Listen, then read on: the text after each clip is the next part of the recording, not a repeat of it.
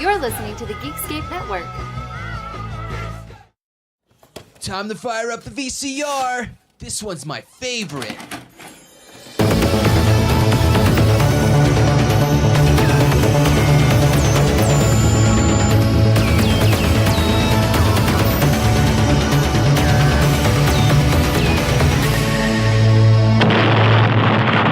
That was gold. Welcome to Analog Jones in the Temple of Film. I'm Steve. Uh-oh, where's the other Matt? I'm a Matt. Oh my gosh. Wait, which Matt is this? This is the other Matt. The other Matt. Is this the Matt from Horror Movie Night? That's one of the many of the things that I am on, yes. Yeah, well, you have 15, 16, maybe 800 podcasts. But we are talking sex, murder, and puppets, so it's kind of good that you're here. Oh, because I do love most of those things. That's true, especially the murder part. And we are talking Happytime Murders. Someone out there is killing puppets. We're gonna catch the person who did these murders. I think I found the murder weapon. Gotta be kidding me. You're one of the best damn cops I've ever seen. You know, bag of crap yourself. I'm not sure if I'm supposed to say thank you to that. Hit the ground, hit the turf, walk the earth. Fight the tip. Want me to pull my gun? No, unless you're talking about your wiener. The Happytime Murders.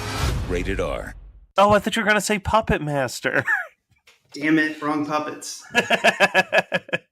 You know, that's a good point. I've watched pretty much a Puppet Master. Oh my gosh, back-to-back movies in the theaters, Puppet Master, and then this.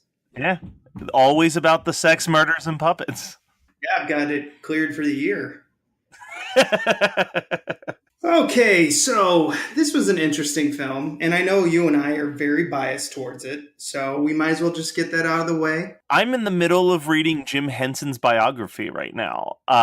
So it was very interesting to start reading that book immediately after seeing this movie, because I won't say how I feel about the Happytime Murders, but I feel like this isn't what Henson ever wanted to do. Yeah, this was done by his son, Brian Henson, which runs Alternative Henson. Yeah. So, I mean, I understand that it's different. I'm really interested in what that biography is like because, who am I thinking of also who just had a documentary done on him? Mr. Rogers? Yes. He very much is like Mr. Rogers, in my opinion. Well, that's the thing. They talk about how he rarely cursed and he was always about puppetry being taken seriously as an adult form of entertainment without ever having to be in bad taste. And I feel like this movie really goes against all of that, which there was something that I remember talking to my brother about, and I can't remember if it was on an episode of Horror Movie Night or if it was just after we had finished recording, but he said, like, you know, I wish that we could just do a puppet movie that was like a puppet version of a Forgetting Sarah Marshall or Can't Hardly Wait, or like just doing a PG-13 like movie where the joke isn't just that the puppets have sex and curse, but like that it's just a normal cinematic movie with puppets.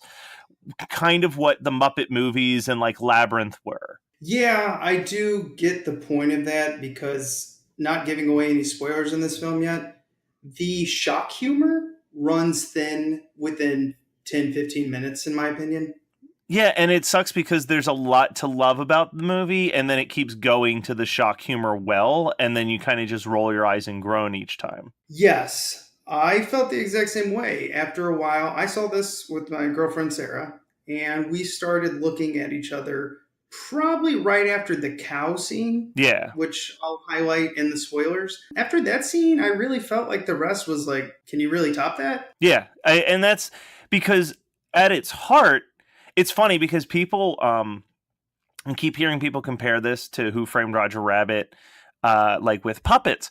And what's really interesting about that assessment is that the movie is actually more similar to the book that Who Framed Roger Rabbit was inspired by, Who Censored Roger Rabbit.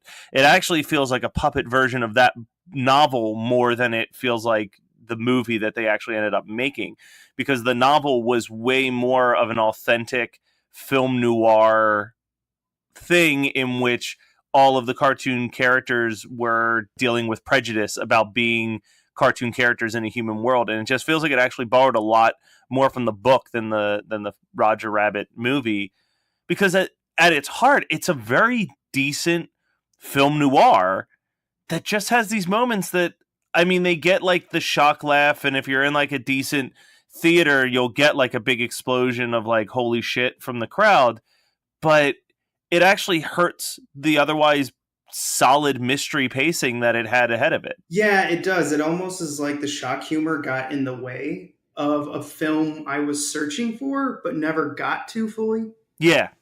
No, I think that's a really good way to describe it. It also made this movie very flat because so much of it was turned up to like dial 10 or 11. And you're like, you keep maxing out and it's no longer cool. It's not funny. Like everything was so flat and the jokes weren't hitting because you were no longer shocked. Yeah, no, exactly. I mean, as my opinion of the whole thing, the characters going in this, we had Bill Barnetta. I believe that's Barretta, I believe is how you pronounce his name. He played the main character in this, the detective. And I love that character. I want it to be known that I actually really, really like the main character in this movie. Well, you felt bad for him because he was humanized or puppetized. I don't know how you'd say that, but you're like, okay, he got the first chance to be a puppet cop, and then things went sour. And even though it's not really his fault, he still feels the weight of all of that guilt on him. Exactly, yeah. Yeah, but Melissa McCarthy, on the other hand, is useless almost, except for, bouncing lines off the puppets. And again, it got old. But I will say, as tired as I've been of Melissa McCarthy, I did feel like overall this was a little bit more reserved than she does. There were definitely moments where I was like, oh, well, here comes the old Melissa McCarthy bit. But when she was just being the bad cop in their dynamic, I was really into it. And I was like, I think you said it once already, but there is a really good movie that's hidden in this mediocre movie, basically. Yeah, I believe it's there because you had a rich leading character, and what was the leading puppet's name? I forget his name now. Phil. Yeah, when Phil was going through all of his struggles, and then kind of Melissa McCarthy's character, which was Connie, I believe. It was Edwards, basically. But I like her character. Are we able to get into the spoiler? I don't want to say anything that's like a spoiler yet. I'll just run through the rest of the characters. Elizabeth Banks, which was Ginny, and she was the lead of the old puppet show in the 80s. She felt awkward in this film. Yeah, very, actually. I don't know if it was miscasting or just terrible. Like the whole stripper thing, I was not feeling it. Yeah, and her accent kind of took me out a little bit. I don't understand why she couldn't have just been Elizabeth Banks' regular speaking voice. Yeah. Yep. And then Joel McHale was just himself, which is fine. Which is fine. And I can't remember his name now, but from The Office was probably my favorite character in the movie. Yeah, I mean, I love him from his, The Soup, whatever talk show he's got now on Netflix. Well, no, not Joel. The other the actor that's from The Office that plays like the chief of the. Leslie Baker. Yes, I thought that he was fantastic. He was my favorite human character in the film by a long shot. He wasn't like a stereotypical one. He was kind of calm, and he's like, "Hey, you two got to get together and figure this out." Yeah, I'll take that. Well, what I like is that the movie, and this I don't think this falls into spoiler yet, but like. The movie, you can tell that he thinks that Phil got the short end of the stick and is trying to like build a redemption for Phil. And I think that is a really cool aspect because I think the moments in this movie that work and the moments in this movie that it should have stuck with was the idea of like the racial bias of wanting to have a human cop and not a puppet cop, in the way that people treat puppets, that unless they're a famous puppet from a TV show, they don't like them and don't want to deal with them. And I think that there's a lot of great satire that does touch on what Jim Henson used to do really beautifully in there. And I think that the film noir aspect ties in really nicely with that. Again, it's the moments of shock humor that really hurt this movie. I almost wish that we could get a DVD of this that's like the shock humorless version of the movie, where you can just enjoy it without those like random moments that kind of ruin the rest of the film. Well, I also would like a new edit of this film. I felt like a lot of the physical gags were extended too long, almost like something like Family Guy would do. Absolutely. And if you've seen the trailer, there's a scene that goes beyond Family Guy length that plays out even longer in the movie. Yeah, we'll get it. Okay, so let's introduce. I thought Maya Rudolph, honestly, was a blast, and I felt like she was great. I thought she was a witty character, and this movie needed more wit, less shock.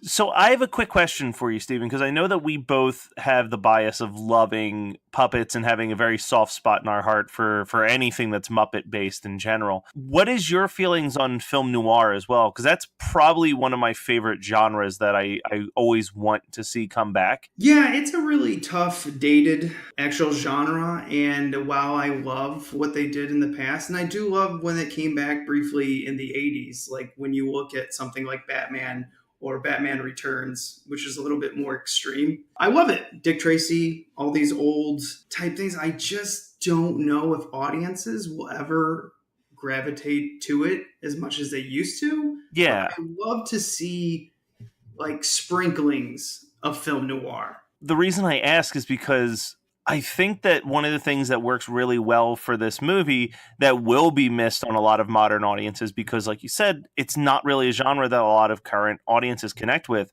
is how well this movie actually follows the stereotype of what characters are in your film noir. You know what I mean? And like Maya Rudolph's character is absolutely a type of character that you see in things like The Big Sleep and all of these other famous 40s film noirs. And I think that there's moments in this movie that are really smart in that way. Even the whole mystery follows a very Big Sleep style. I'm trying to think of what the word would be that I want to say, but almost like pastiche or an homage to that story.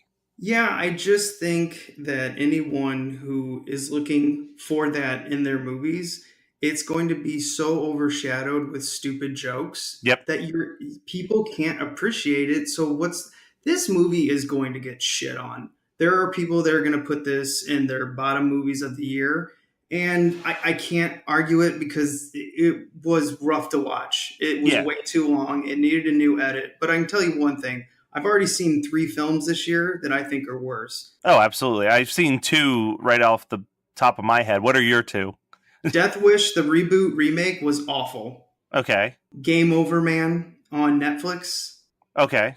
Stupid. And also, same thing with the shock humor. I'm done. I don't want to see a severed penis. I get it. And Slender Man, I don't know. Yeah, that's pretty Slender bad. Man's on mine. Slender Man is probably the worst movie I've seen this year. And right now, because Movie Pass and AMC A-List have given me absolutely no respect for my own personal time, I would put The Spy Who Dumped Me pretty low on there too, because that movie, not that I had high expectations for it, but I like so many of the people in it that I thought, maybe this will be better than the advertisements are.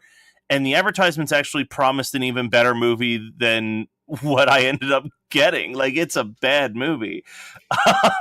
Yeah, that was one I decided to skip. Good choice. There's maybe 2 jokes that work out of an hour and 58-minute film. So. And did they put them in the trailer? No, both of them didn't make it in the trailer, but... Lead that straight into the spoiler part of the show. Here's your warning. All right, the trailer. Could we not ruin the good jokes? Yeah. Like the dick one where I'll suck your dick for $1. She's like, wow, that's a great... Fuck. Like, damn it. Why do you keep ruining... If this whole thing is built on shock humor, don't give away the shock. Yeah. This is like... I feel like the art of the teaser is gone. You and I had a conversation at Monster Mania last year where we were talking about, I think you said it was like the Hellraiser 3 trailer, where it was just like looking through a keyhole and you got like a couple quick flashes and then it just said Hellraiser 3. And I know that's a lot easier to do when you're doing a sequel to an already established thing, but the trailer for a movie like this should have never been more than a full minute. Like, it should have been, here's the premise, here's the setup, and then get out, like, as quickly as possible, because crowds are either going to see it or they're not going to see it based on a few minutes, and all you're going to do with the more you give is spoil the good jokes and guarantee people don't want to go. Like, yeah, it sucks because test audiences have really destroyed the trailer. Audiences, especially, well, I'm not going to just zero out American audiences. This is also worldwide. Because they are advertising these to a mass base, the whole world, they have to cut it down to almost like a fourth grade level. yeah. And that means they can't challenge the audience and they don't want to trick them, except A22. They'll trick everyone, I think, or is that Studio 20, whatever that is. A24? A24, they did Hereditary. They'll trick fucking anyone. But the audience no longer wants to be fooled, and we are getting dragged down on an anchor, especially when it comes to people who enjoy film, not just for entertainment, but to look for something else, look deeper. That part of the audience is no longer being looked at. And I believe it was at one time, especially the 50s, 60s, and 70s. They were looking to impress those people. Once the 80s came about, it was just like, hey, mass produce this shit. Let's get it out. Yeah. No, I can see that. Yeah. And you can definitely see it because they ruined so much. And in this movie, not only this movie, but so many other movies. So moving on, let's actually go through my 3 things. I'll start with this and let you talk about it. Let's talk about the first one where I was like, oh, let's calm down, Family Guy. The cow porn. Yeah. That needed to probably be a quick flash, and then your brain got it, but it didn't like just keep going, which they did. So I think they should re-edit that part where it's just fast and we get going, and you're kind of like, did I just see an octopus jerking off a cow? I will say that scene probably got one of the bigger laughs out of the audience that I saw it with. I just kind of groaned. The first like 10 minutes of this movie, I felt, oh no, I've made a mistake. like right out the gate. And then once the mystery started to go, at least I started to get invested in that a little bit. But yeah, that the octopus jerking off a cow is really a moment where I definitely felt myself going, yeah, no, we've gone a little, this is where this is going, I guess this is the movie. I thought that the nonstop jizz scene in the trailer was just going to be the one shocking gross out moment, but here we are. Yeah, and I didn't even find that grossing and shock out because they already ruined it. Yeah. So to me, it was just like lame. Let's keep moving. Already seen this in the trailer. And by the way, like the 2-minute long trailer that I saw, they literally pretty much played everything. Yeah. I figured out who the murderer was right after the dogs ripped apart his brother. Oh, how? I'm curious because I actually was surprised by the twist. That was like the one thing that caught me off guard. Nothing gave it away. I just whispered over her because I was like, I bet it's Sandra. And she looked at me and she's like, why? And I go, I don't know. That's if I was a writer, that's who I'd put. And I was like, oh, fuck. Well, so I alluded to this earlier. And like when it was revealed, I'm like, oh, okay. Because like that is a very like it's a very film noir thing that you have someone who comes into the office and they're hiring the detective and it feels like it's not tied to the main plot at all. And then they end up being the victim or the culprit. That happens a lot in old film noir. So I was like, okay, I like that. I was leaning towards Elizabeth Banks a lot throughout the movie because I'm like, all right, well, that just kind of makes sense. And then when she spoiler, but when she explodes in the car, I was kind of like, yeah, she ain't dead. like I still was really banking on Elizabeth Banks being the killer. That's funny because I thought she was dead. I was like, oh, that surprises me that you do that. Yeah. But it was also part of like, oh, she was kind of a red herring. Yeah, Elizabeth Banks to me felt like the red herring, and it was so obvious. I go, well, I was thinking she was dead because I was like, oh, that surprises me. But then when she came back and she was actually part of the plot of the killings, I was like, oh, well, I like that. I thought that's very detective 1940s, 50s. like fake your own death type thing, exploding car. By the way, an exploding car, that is very much film noir. Yes, no, I agree with that. Yeah, and then the other one that was just crazy was, the puppet liver. But after I've thought about it for a while, I actually really like this. No, I was going to say this earlier when we were talking about Melissa McCarthy, but I actually think that her character is a very interesting character because of the whole puppet liver storyline, because there is that scene where she goes like, I'm not fully human, but I'm not a puppet, but like everyone gives her shit because she has a piece of a puppet inside of her. And I was like, I kind of dig that. And I dig the relationship that she has with Phil, where, he's doing something to save someone that he cares about. And to her, in her eyes, he kind of ruined her life at the same time. Yeah. Plus you have the parallels of she's, a female in a man's world. And then you have a puppet in a human's world. I was like, okay, I see what you're doing here. I thought I liked it. Even though they did not call it out. Other than they kept calling her a man, which I thought was kind of humorous at first, and then it got really old because they did it about 5 or 6 times, and I'm like, okay, movie, I got it. I got it. She's masculine. Stop it. This is also part of the Family Guy thing. We're like, oh, the joke's funny twice. It's old 5 times. Well, then let's go 8 where it's funny again. I'm like, nah, it's not working. Yeah. I don't think that philosophy has ever truly worked. That might be controversial. Some people fucking love Family Guy. Like an American Dad? Never even watched, really. I'm sure it was funny, but not for me. I've never watched it, and I've had so many people that hate Family Guy as much as I do promise me that it is the best show that Seth MacFarlane has ever created. So I'm always curious to try it out, but there's a lot of seasons, and I don't have the time to dive into it. A lot of dedication right there. All right, last one. Purple Puppet Pussy.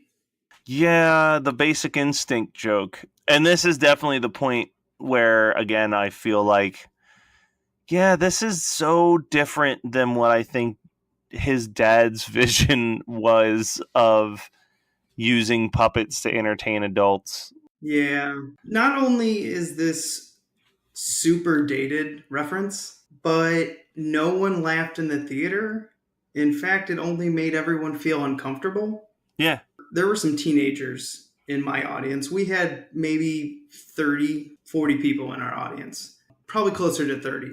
The only ones truly laughing were like 12-year-olds, which clearly bought a ticket for something else and then snuck into this. Here's my problem. This was 13-year-old boy humor. So it might do better on DVD, but when you're releasing this into the theater, most likely all your audience is going to be about my age, your age. Yeah. We're the same age. And it's not fully doing it. No, it doesn't work. So who are you marketing this towards? I don't know. I was lost. It's important, again, to say, like, I know this sounds like we're being nitpicky, but you and I being people who love puppets as much as we do, like, we should be the people that are unapologetically loving this movie, even though we know it's bad. And like, I'll be honest, I will probably buy this movie. That doesn't say much because I own a lot of movies, but it's because I do see nuggets of a good movie inside of it. I feel like Jason Segel was the only person in a very long time to really know how to do puppets, like do the Muppets and do the Jim Henson legacy properly. I'm sure I'm sounding very, very opinionated and very, very pretentious about this, but the Muppets are more than horror, more than Disney, more than any of that stuff, like the biggest thing for me that I just hold very dear and am very protective over. And, when Jim Henson died, like Muppets Christmas Carol was very good. Like I have no complaints. It was a very good movie. And, Muppet Treasure Island was fine, and Muppets to Space was pretty bad. And then there was these Muppet TV movies that had no clue what they were doing or what they were being, and they just couldn't get the vibe correctly.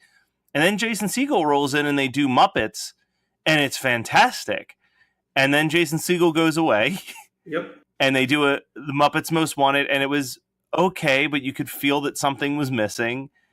And then there was the Muppets TV show that didn't really work for me, and now there's this. And it feels like Brian Henson so badly wants to do something outside of what his dad's company was designed for, and I totally get that. But I almost wish that he would just direct a movie without the puppets then. As of right now, Brian Henson is more try than talent. Yeah. He is full of passion for this. He wants to find a way to bridge these 80s and 90s kids who grew up on his dad's stuff and to send them into the future now when they're in their 30s and 40s.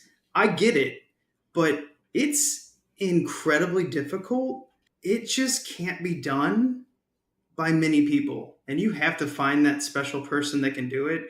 And he's not it right now. No. Maybe he'll change, but as of right now, this just isn't a good movie, and I wanted it to be really badly.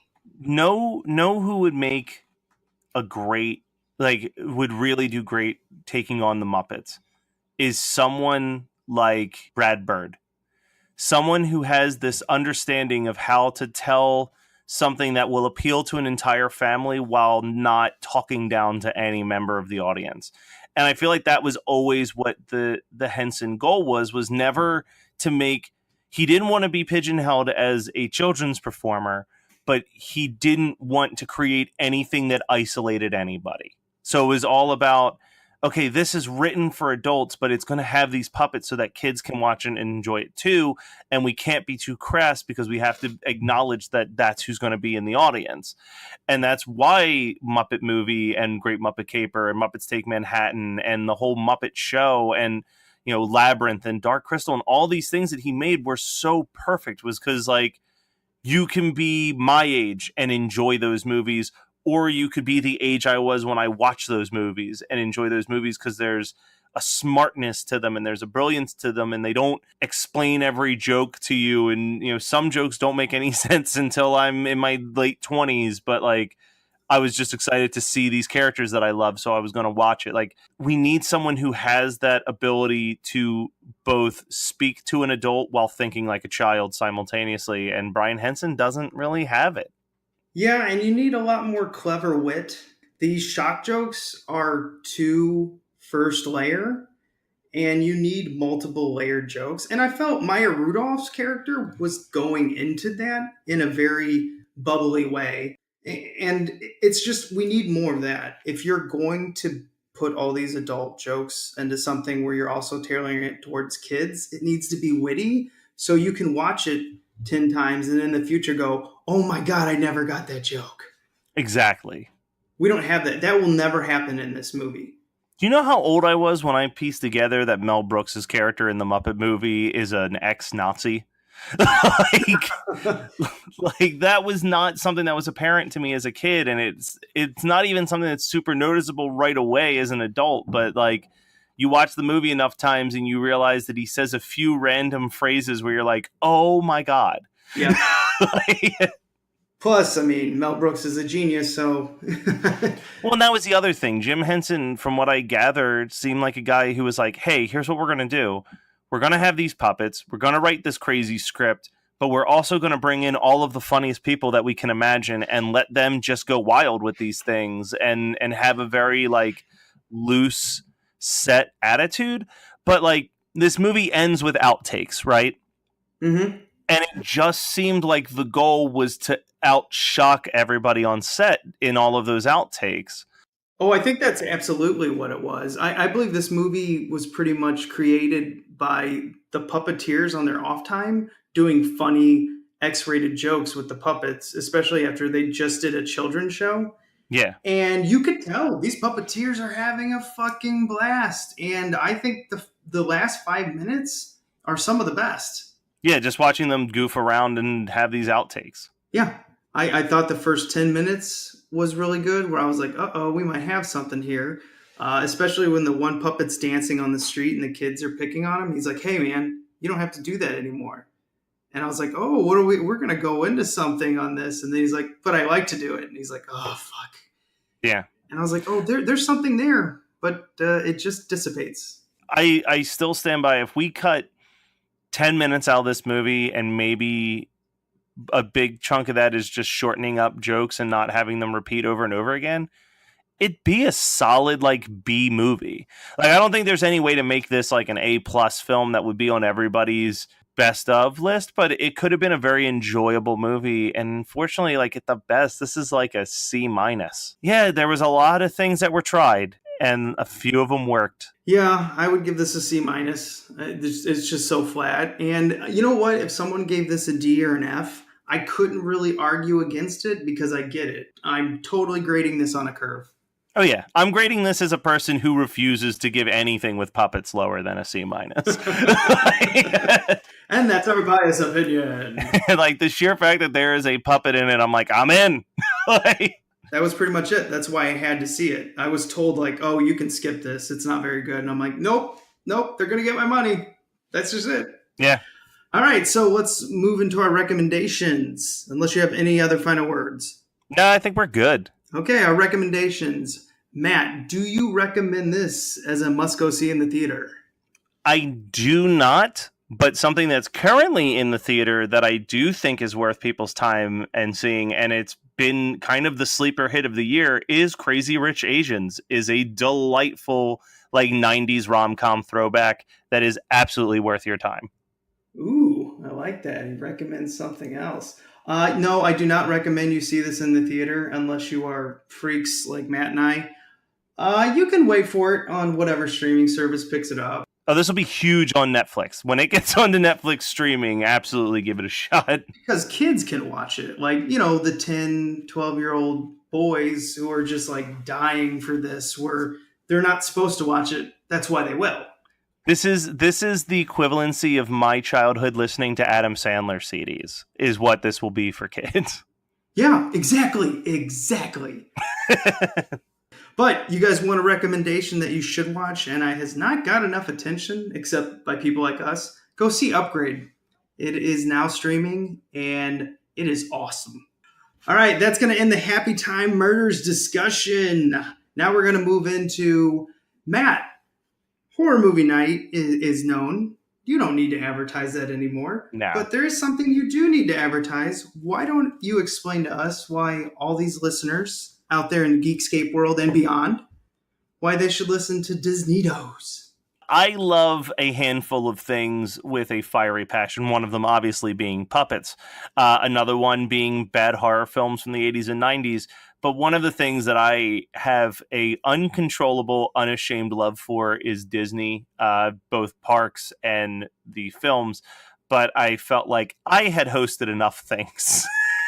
So I talked to two coworkers of mine and convinced them that we should try this little shot at doing a podcast. And I had the name Disneydo sitting in the back of my brain for some reason, always with the intention of changing it. And then it just kind of was like, fuck it, we'll go with it. I probably should have changed it because it is not a very searchable word. But so we came up with the Disneydo podcast, and it's just two friends drinking wine and talking about Disney. And it's one of the few explicit Disney podcasts out there.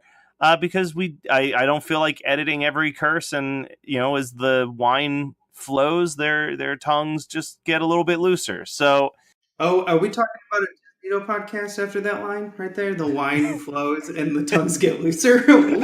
What kind of Disney podcast is this? We're like the equivalency of the drunk bard in Sleeping Beauty.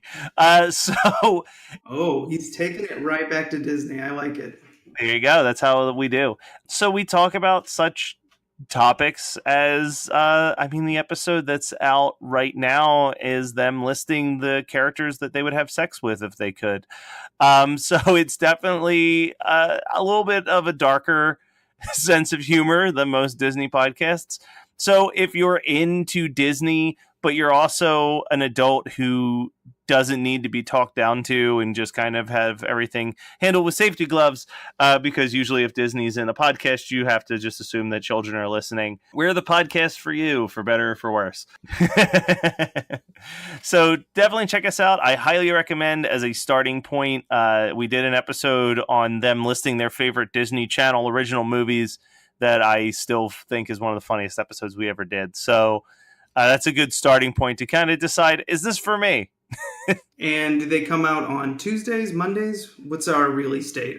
Sorry, that will be available every Tuesday morning at Geekscape.net, as well as DisneyTopodcast.com. That was built by some guy. He's really not that important. He sure isn't. It was Steven. Steven built the website. Steven's great. Go to Steven if you need websites. He's fantastic. Thank you. Thank you very much. All right, everyone. Thanks for coming by and listening to Analog Jones and meeting other Matt. Hey! Or Matthew. I don't know which one to call you. I think it's weird calling you Matthew, so I'm going to just stick with Matt or other Matt.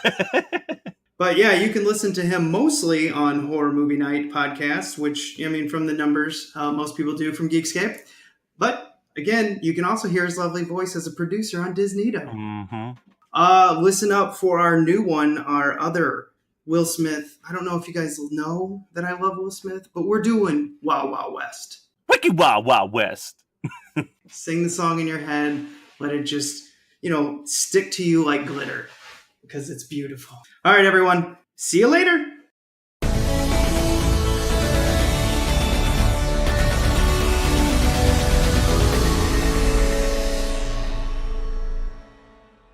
Hey, do you guys like horror movies?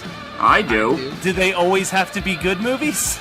No way. I prefer them to be crap, personally. Well, then you guys are in luck, because Horror Movie Night is your expert podcast on both horror movies, good, bad, and gooey. It's just a show of three friends.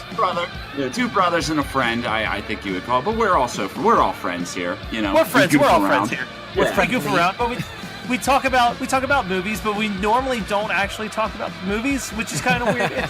It's a weird dynamic. You have to really listen to understand it. But we put together a show every Friday morning. You can find our show hmnpodcast.com. We're part of the Geekscape network. We are, we're good guys. Just check us out. We're good, silly guys. We're fun. Please like me. Please. That's pretty much the impetus of everything we do, is to be accepted. We want to be loved. hmnpodcast.com.